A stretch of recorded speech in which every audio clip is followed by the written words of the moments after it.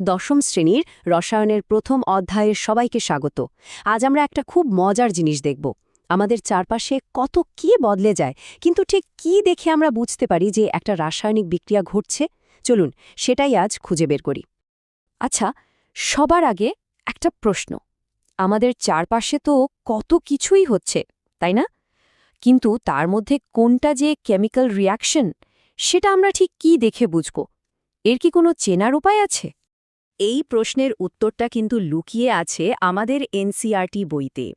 চলুন শুরু করা যাক অ্যাক্টিভিটি 1.1 দিয়ে। এখানে আমরা আমাদের প্রথম সূত্রটা পাব, একটা ম্যাগনেসিয়াম ফিতা পুড়িয়ে। তো এখানে কি করা হচ্ছে? খুব সোজা। একটা ৩-৪ সেন্টিমিটারের ম্যাগনেসিয়াম ফিতা নেওয়া হলো। ওটাকে প্রথমে শিরিষ কাগজ দিয়ে একটু ঘষে পরিষ্কার করে নিতে হবে। তারপর চিমটে দিয়ে ধরে সোজা একটা স্পিরিট ল্যাম্পের আগুনে পোড়ানো হবে। আর পোড়ানোর পর যে ছাইটা পাওয়া যাবে ওটাকে একটা ওয়াচ গ্লাসে জমা করতে হবে। ব্যাস, এটুকুই।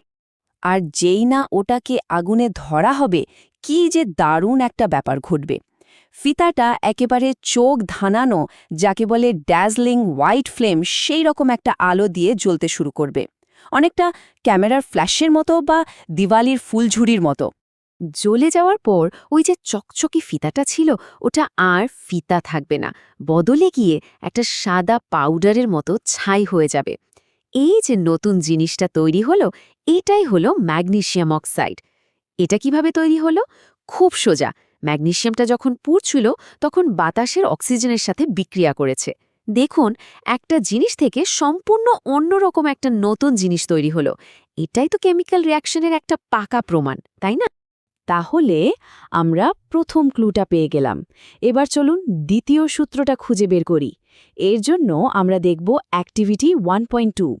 এখানেও একটা দারুণ জিনিস অপেক্ষা করছে। এই অ্যাক্টিভিটিটা তো আরও সহজ, শুধু দুটো জিনিস মেশাতে হবে। একটা টেস্ট টিউবে নেওয়া হলো লিড নাইট্রেট সলিউশন, আর তার মধ্যে ঢেলে দেওয়া হলো পটাশিয়াম আয়োডাইড সলিউশন। মজার ব্যাপার হলো এই দুটো সলিউশনই কিন্তু একদম জলের মতো পরিষ্কার, আর কোনো রং নেই। কিন্তু যেই মুহূর্তে এই দুটো মেশানো হলো, সঙ্গে সঙ্গে একটা ম্যাজিক। ওই যে দুটো বর্ণহীন তরল ছিল, সেগুলো মিলেমিশে হঠাৎ করে একটা উজ্জ্বল হলুদ রঙের কঠিন পদার্থ তৈরি করে ফেলল। ভাবা যায়, কোনো রং ছিল না, আর এখন একটা সলিড হলুদ জিনিস। এটাই আমাদের অবজারভেশন। এই যে হলুদ রঙের কঠিন জিনিসটা তৈরি হলো, সায়েন্সের ভাষায় একে বলে প্রেসিপিটেট বা অধক্ষেপ। মানে যখন দুটো তরল মিশিয়ে একটা অদ্রবণীয় কঠিন পদার্থ তৈরি হয়, সেটাই প্রেসিপিটেট। তো এখানেও দেখুন, দুটো বর্ণহীন জিনিস থেকে একেবারে নতুন রঙের একটা পদার্থ তৈরি হলো।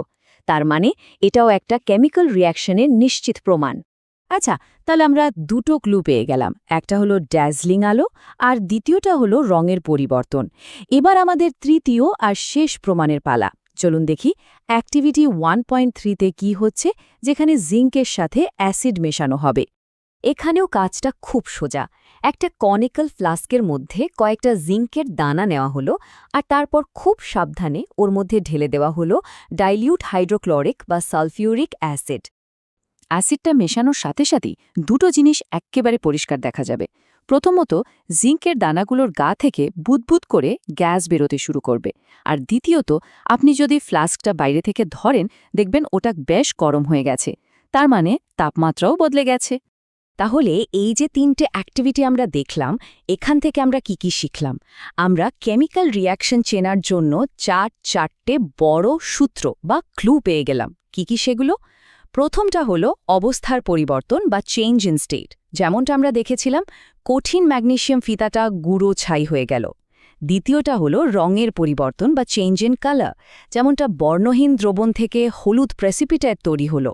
তৃতীয়টা গ্যাস নির্গমন বা evolution of a gas, zinc আর অ্যাসিডের বিক্রিয়ায় যে বুদবুদগুলো বেরোচ্ছিল। আর চতুর্থটা হলো তাপমাত্রার পরিবর্তন বা চেঞ্জ ইন টেম্পারেচার, ফ্লাক্সটা যে গরম হয়ে গিয়েছিল। এই চারটে হলো প্রধান লক্ষণ। বেশ, এখন তো আমরা জেনে গেলাম যে কি কি অবজারভেশন দেখে একটা কেমিক্যাল রিয়াকশনকে চেনা যায়। এগুলো হলো আমাদের সূত্র। কিন্তু এই সূত্রগুলো ব্যবহার করে আমরা কি করব? এগুলো আমাদের কি ধরনের রিয়াকশন হচ্ছে সেটা বুঝতে কিভাবে সাহায্য করবে? এই সব প্রশ্নের উত্তর নিয়েই আমরা আলোচনা করব আমাদের পরের পর্বে।